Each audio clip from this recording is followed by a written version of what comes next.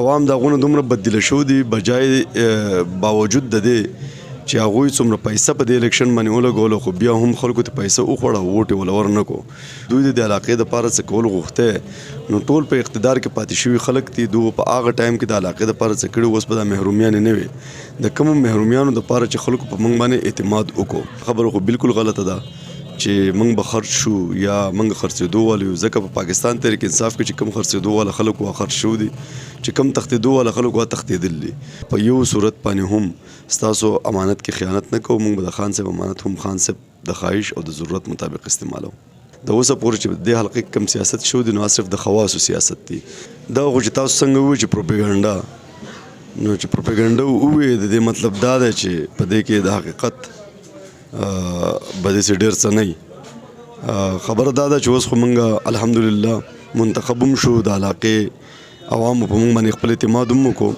که چېرته د هغوی په خبرو کې دا عوام راتلی نو پکار دا چې ووټ یې هغو ورکړی وی.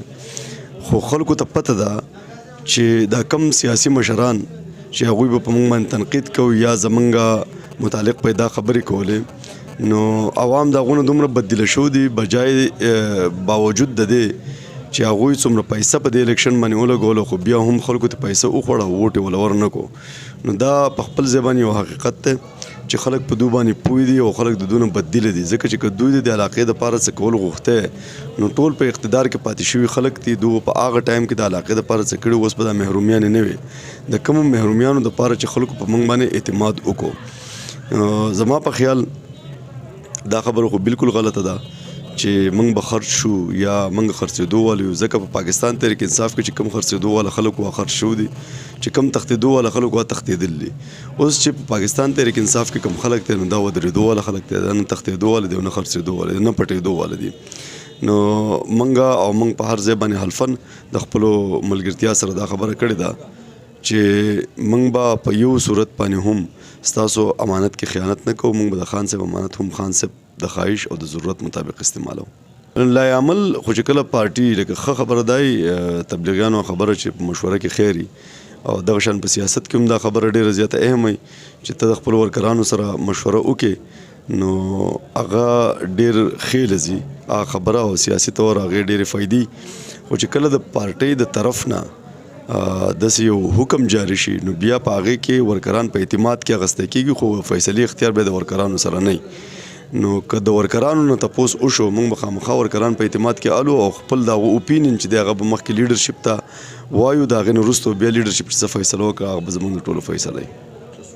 زما د دې الیکشن بیانیه هم دا وه چې خلک د رواجي او د روایتي سیاستونو تنګ خلکو سیاست په یو نوي طرز باندې کول غوښتل چې د هغې ثمره عوام ته میلاو شي. ځکه د اوسه پورې چې دې حلقې کې کوم سیاست شو دی نو صرف د خواصو سیاست دی.